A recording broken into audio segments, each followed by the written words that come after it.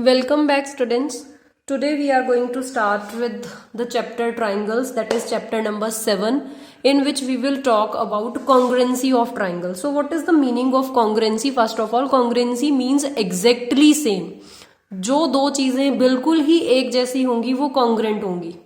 Right? If I talk about my right hand and then I talk about my left hand, तो अगर मैं इस left hand पे अपना राइट हैंड रखूं तो वो पूरा उसको कवर कर लेता है, और अगर राइट हैंड पे लेफ्ट हैंड रखूं तो उसको प्रॉपरली कवर कर लेता है. मतलब कोई भी हैंड दूसरे से बड़ा या छोटा नहीं है. So these are congruent to each other. Similarly if I talk about circles, तो सर्कल्स, अब थोड़ा सा मैथ्स में आ जाते हैं, तो सर्कल्स कब कॉन्ग्रेंट होंगे? अगर उनका रेडियस सेम होगा. सिंपल सी बात है, बिकॉज सर्कल में और कोई डायमेंशन नहीं होती. अगर ये मैंने एक सर्कल ड्रॉ करा है विद 2 सेंटीमीटर रेडियस एंड एक ये मैंने ड्रॉ करा है विद 3 सेंटीमीटर रेडियस, तो ऑब्वियसली ये दोनों सिमिलर तो है, एक जैसे तो है, बट ये कॉन्ग्रेंट नहीं होंगे बिकॉज ये वाला सर्कल बड़ा है, ये छोटा है. बट अगर 2 सेंटीमीटर रेडियस के साथ ही एक और सर्कल ड्रॉ कर दूं तो दोनों क्या हो जाएंगे? कॉन्ग्रेंट. बिकॉज अगर मैं इसको इसके ऊपर रखूंगी तो कॉन्ग्रेंट, मतलब उसको कवर कर लेगा, और अगर इसको इसके ऊपर रखूंगी तो ये भी उसको कवर कर लेगा. So these are congruent. But अगर इसको बड़े वाले को मैं छोटे वाले के ऊपर रखूंगा तो ये तो उसको कवर कर लेगा, पर उसको जब इसके ऊपर रखूंगी तो वो छोटा पड़ जाएगा. तो दोनों ही एक दूसरे को पूरी तरह से ढक ले. जब इसको उसके ऊपर रखूं तो ये इसको ढक ले, जब इसके ऊपर इसको रखूं तो ये इसको ढक ले, तो वो होंगी कॉन्ग्रेंट चीजें. तो अब ट्राइंगल्स कब कॉन्ग्रेंट होंगी? अब अगर मैंने एक ट्राइंगल ली है PQR, दूसरी ट्राइंगल ली है ABC, तो ये दो ट्राइंगल्स कब कॉन्ग्रेंट होंगी? अगर इसकी ये वाली लेंथ 3 सेंटीमीटर है तो इसकी भी 3 होनी चाहिए. अगर इसकी ये वाली 2.5 है तो इसकी भी 2.5 होनी चाहिए. अगर इसकी ये वाली 3 है तो इसकी भी ये वाली 3 होनी चाहिए. इसका ये वाला एंगल 30 है तो इसका भी 30 होना चाहिए. अगर इसका ये वाला एंगल 70 है तो इसका भी 70 होना चाहिए. इसका ये वाला एंगल 80 है तो इसका भी 80 होना चाहिए. ठीक, तो मतलब 6 चीजें हमारे पास होनी चाहिए. All the 3 side should be of same measure, all the 3 angles should be of the same measure. अगर दो ट्राइंगल्स में उनकी 3 की 3 साइड सेम है, 3 के 3 एंगल्स सेम है, तो क्या हो जाएंगी? वो कॉन्ग्रेंट हो जाएंगी. अच्छा, अब ये ध्यान रखो, मैंने यहाँ पे कुछ कट्स लगाए हैं. जैसे ये वाली लाइन पे सिंगल कट है, इस पे भी सिंगल है, तो इसका मतलब क्या है? जितनी लेंथ इसकी है उतनी ही इसकी है. यहाँ पे इस वाली लाइन पे 3 कट्स हैं तो इस पे भी 3 है, तो ये इसकी लेंथ इसके साथ सेम है. तो ये नोटेशंस होती है. जैसे जिस एंगल पे मैंने डबल करा है उसका उसी के साथ मेजरमेंट सेम होगा जिस पे यहाँ पे डबल करा हुआ है. राइट. तो अब सर्कल को कॉन्ग्रेंट करना बड़ा इजी है. रेडियस चेक कर लो या फिर सर्कमफ्रेंस चेक कर लो, वो बात की बात है. सिर्फ रेडियस चेक कर लो, अगर रेडियस सेम है तो सर्कल से कॉन्ग्रेंट है. बट अगर ट्राइंगल्स की बात कर रहे हो तो हमें 6 चीजों पे वर्क करना पड़ रहा है, साइड्स पे भी एंगल्स पे भी, तो वो मुश्किल टास्क हो जाता है. तो उससे बेटर हमारे पास कुछ रूल्स हैं, ओनली 4 रूल्स. हम उनके लिए उनको डिस्कस कर लें एक बार. ओके, रूल्स करने से भी पहले सबसे पहले हमारे पास कॉन्ग्रुएंसी का सिंबल होता है. कॉन्ग्रुएंसी, इसको हम डिनोट करते हैं इक्वल्स टू के ऊपर ये सिमिलर वाला symbol. So this is the symbol of congruency. अगर मैं कहूंगी कि ये वाली ट्राइंगल उससे कॉन्ग्रेंट है तो मैं बीच में ये वाला सिंबल डालूंगी. जैसे हम बोलते हैं ना 5 इक्वल्स टू 5, तो बीच में इक्वल्स डाल देते हैं. जब कॉन्ग्रेंट की बात होगी कि इक्वल्स टू के जगह हम ये डाल देंगे साथ में. ठीक. So let's move to the first rule, that is side side side, SSS rule. ये रूल क्या कहता है कि अगर दो ट्राइंगल्स में अगर आपको ये मिल रहा है कि उनकी तीनों साइड्स एक दूसरे के इक्वल है, जैसे ये वाली साइड इसके इक्वल है, ये वाली साइड इसके इक्वल है और ये वाली साइड इसके इक्वल है, तो आपको एंगल्स चेक करने की जरूरत नहीं है. अगर 3 साइड्स आपस में मैच हो रही हैं तो ऑब्वियसली एंगल्स भी सेम होंगे, आपको चेक करने की जरूरत नहीं है. सिर्फ 3 चीजें चेक कर लो, आप सिंपल बोल सकते हो कि SSS रूल से ट्राइंगल्स जो है वो कॉन्ग्रेंट है. सेकेंड रूल हमारे पास होता है ASA रूल.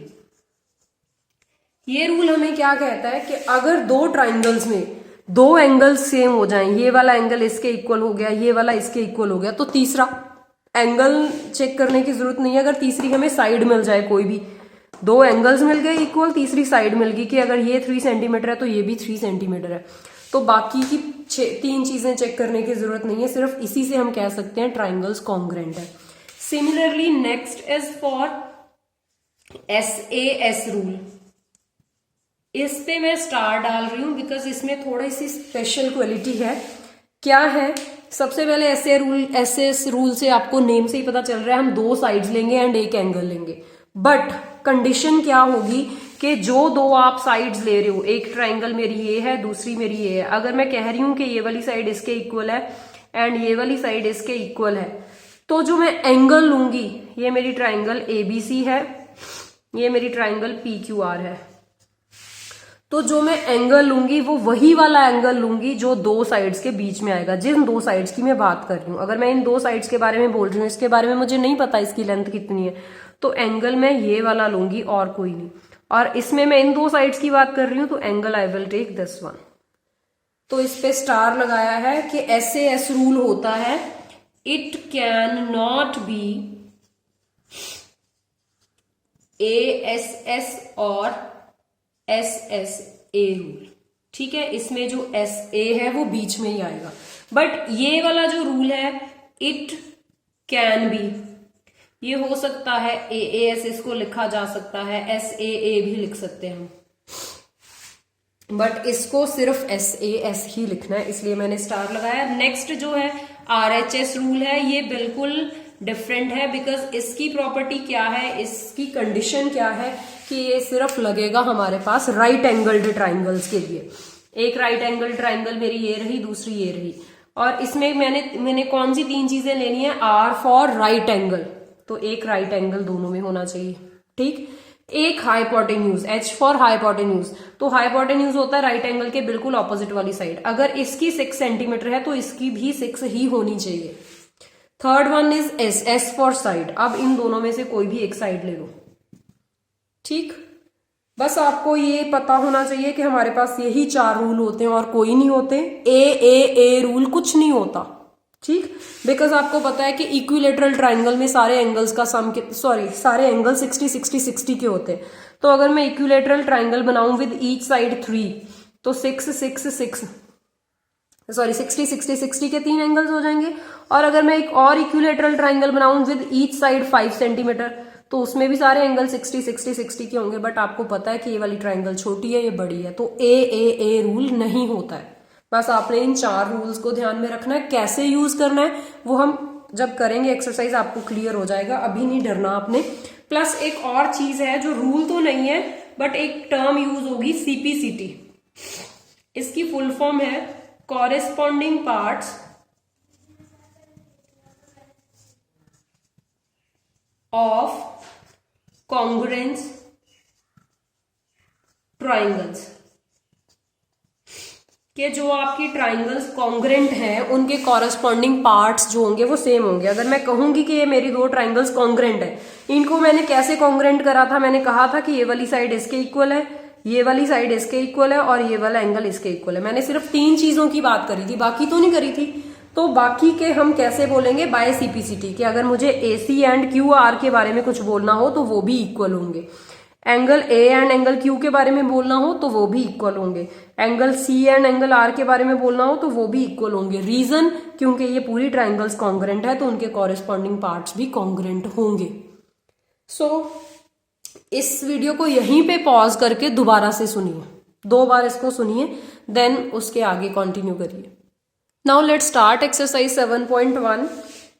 इसमें I will not write the question, you can go to your NCERT। मैं क्वेश्चन रीड कर देती हूँ बट आपके लिए। The question says in in quadrilateral ACBD, आपको ACBD एक क्वेड्रिलेटरल गिवन है जिसमें आपको कहा है AC is equals to AD। AC वाली साइड AD के इक्वल है and AB bisects angle A। Bisect का मीनिंग मैंने आपको 6th चैप्टर में भी बताया था कि 2 इक्वल पार्ट्स में डिवाइड करना होता है। तो जो AB वाली लाइन है, ये वाली लाइन एंगल A को बाइसेक्ट करती है, मतलब 2 इक्वल पार्ट्स में डिवाइड करती है। जितना ये ऊपर वाला पोर्शन होगा उतना ही नीचे वाला। तो आई कैन से कि angle 1 is equals to angle 2। फिर आपको शो करना है कि दोनों ट्राइंगल्स जो है कॉन्ग्रुएंट है। तो हम सबसे पहले वही लिखते हैं जैसे हमने 6th चैप्टर में करा था, गिवन। हमें गिवन क्या है, सबसे पहले हमें ये गिवन है कि AC is equals to AD। Second thing हमें गिवन है angle 1 is equals to angle 2 because AB bisect करती है। फिर हम लिखते हैं टू प्रूव। कि हमें क्या प्रूव करना है। हमें प्रूव करना है कि ट्राइंगल ABC जो है वो कॉन्ग्रुएंट है ट्राइंगल ABD से। फिर हम करेंगे प्रूफ। अब सबसे पहले जब भी कॉन्ग्रुएंसी को हम स्टार्ट करते हैं तो हमें क्या चीज ध्यान में रखनी है। हमें देखो कौन सी दो ट्राइंगल्स को कॉन्ग्रुएंट करना है, मैं उनको डिफरेंट कलर से मार्क कर लेती हूँ। सबसे पहली ट्राइंगल है ABC। It is ABC। एक ये ऊपर वाली ग्रीन ट्राइंगल है एंड एक नीचे वाली ब्लैक ट्राइंगल है। हमने इन दो ट्राइंगल्स को कॉन्ग्रुएंट करना है, तो जहां जिनको कॉन्ग्रुएंट करना है हम वहीं से स्टार्ट करेंगे। We will write in triangle. किनको कॉन्ग्रुएंट करना है? ABC। यहाँ पे बीच में कॉन्ग्रुएंसी का सिंबल नहीं डालेंगे, एंड डालेंगे। In triangle ABC and triangle ABD। हम इन दो ट्राइंगल्स की बात कर रहे हैं। अब कॉन्ग्रुएंसी के लिए हमें तीन चीजें चाहिए होती है, या तो SSS या SAS या ASS, सॉरी ASS नहीं, ASA या फिर RHS। यही चार रूल करें। तो अब देखते हैं कैसे करेंगे। अब हमारे पास ग्रीन वाली ट्राइंगल में जो AC वाली साइड है वो ब्लैक वाली ट्राइंगल की AD साइड के इक्वल है। ये हमें क्या है? गिवन है। कहा है क्वेश्चन में ये चीज। तो फिर हमें ये भी गिवन है कि angle 1 is equal to angle 2। इसका रीजन आएगा बिकॉज AB जो है वो बाइसेक्ट कर रही है एंगल A को। AB bisects angle A। दो चीजें हो गई। अब तीसरी चीज के लिए ध्यान से देखना, जो आपकी ग्रीन वाली ट्राइंगल है इसमें जितनी लेंथ AB की होगी, सपोज के वो 6 सेंटीमीटर है, जो आपकी नीचे वाली ब्लैक वाली ट्राइंगल है उसमें भी AB की लेंथ फिर 6 सेंटीमीटर ही होगी। जितनी आपकी ऊपर वाले में है उतनी ही नीचे वाले में होगी। तो इसका मतलब क्या हुआ कि AB जो है वो सेम है। तो हम लिख सकते हैं कि AB ऊपर वाली ट्राइंगल का भी पार्ट है, नीचे वाली का भी, तो दोनों सेम है। तो AB is equal to AB। इसका रीजन क्या आ जाएगा कि साइड जो है वो कॉमन है। तो अब हमने दो साइड्स ली हैं एंड एक एंगल, तो हम कहेंगे therefore by SAS rule triangle ABC जो है वो कॉन्ग्रुएंट है ट्राइंगल ABD के। जैसे आप लोअर क्लासेस में 7th में शायद से आपने करी होंगी ये कॉन्ग्रुएंसी की बात।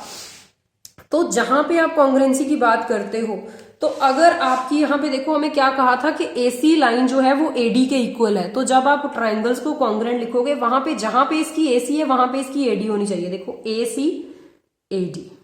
हमने कहा था कि एंगल 1 एंगल 2 के इक्वल है और AB कॉमन है, ये तो फिर उसका हाफ पार्ट ही हो गया। ठीक है, तो ये सीक्वेंस में ही लिखा जाना चाहिए। मैं और आगे वाले क्वेश्चंस में और क्लियर कर दूंगी। So this is done. Plus इन्होंने एक और चीज पूछी थी, what can you say about BC and BD। अब हम कहेंगे ऑल्सो जो BC की लेंथ है वो सेम है जितनी BD की लेंथ है। ये क्यों है? इसका रीजन आएगा बिकॉज ये ट्राइंगल्स कॉन्ग्रुएंट है तो उनके कॉरेस्पॉन्डिंग पार्ट्स जो होंगे वो भी कॉन्ग्रुएंट होंगे। So we will write by CPCT। Right, so let's move to next question. Again, I will not write the question, but I'll read the statement. Question says ABCD is a quadrilateral. तो आपको ये quadrilateral given है जिसकी 4 sides हैं। फिर ये कह रहे हैं कि AD is equals to BC। जितनी AD की लेंथ है उतनी ही BC की लेंथ है। आपको ये भी कहा है कि angle DAB is equals to CBA। DAB जितना ये वाला एंगल है is equals to angle CBA, उतना ही ये वाला एंगल है। तो हम लिख लेते हैं। सबसे पहले हमें गिवन क्या है? We are given that AD is equals to BC plus second given है angle DAB is equals to angle CBA। ये दो चीजें हमें गिवन है। देन टू प्रूफ के लिए इन्होंने डायरेक्ट आपको 3 पॉइंट्स लिख के दे दिए हैं। हम एज सच वही 3 पॉइंट्स लिख लेंगे, तो मैंने लिख लिए हैं। लास्ट थर्ड पॉइंट हमें पता ही है, हमने अब प्रूफ करना है कि ये सारी चीजें ट्रू है। तो सबसे पहले they are talking about triangle ABD and triangle BAC। तो we will start similar way in triangle ABD and triangle BAC। अब ये जो दो ट्राइंगल्स हैं इनको मैं डिफरेंट कलर से हाईलाइट कर लेती हूँ। हाँ जी, तो this is triangle ABD। Next was triangle BAC। ए सी। तो एक हम ग्रीन ट्राइंगल की बात कर रहे हैं, दूसरा हम रेड वाली ट्राइंगल की बात कर रहे हैं। क्लियर? तो अगर आप ये डिफरेंट कलर्स को यूज करके कॉपी में भी करोगे ना तो आपको ज्यादा क्लियर हो जाएगा, ऐसे आपको फिगर्स में कंफ्यूजन रहेगी। तो हाँ जी, सबसे पहली चीज तो हमें ये कहा है रेड वाली ट्राइंगल की साइड एडी एंड ग्रीन वाली ट्राइंगल की साइड बीसी जो है वो इक्वल है, ये हमें इन्होंने क्वेश्चन में ही बोल दिया, so it is given. Second हमें ये कहा है रेड वाली ट्राइंगल का ये वाला एंगल एंड ग्रीन वाली ट्राइंगल का ये वाला angle, that is angle DAB जो है वो इक्वल है एंगल CBA के, इसका रीजन भी गिवन आ जाएगा। थर्ड चीज अब हम क्या लें, अब ये अगर ध्यान से देखो रेड वाली ट्राइंगल में AB साइड आ रही है, ग्रीन वाली ट्राइंगल में भी AB आ रही है, तो we can say that AB is equals to AB, दोनों ट्राइंगल्स का पार्ट है और रीजन हो जाएगा कॉमन।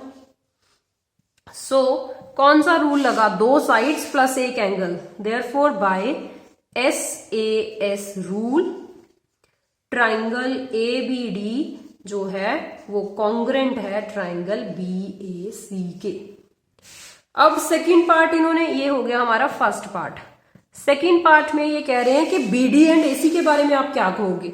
BD रेड वाली ट्राइंगल का पार्ट है, AC ग्रीन वाली का। अब अगर ये ट्राइंगल्स कॉन्ग्रेंट हो गई तो हम कहेंगे कि BD is equals to AC। Reason क्या आएगा, बायसिपिसिटी।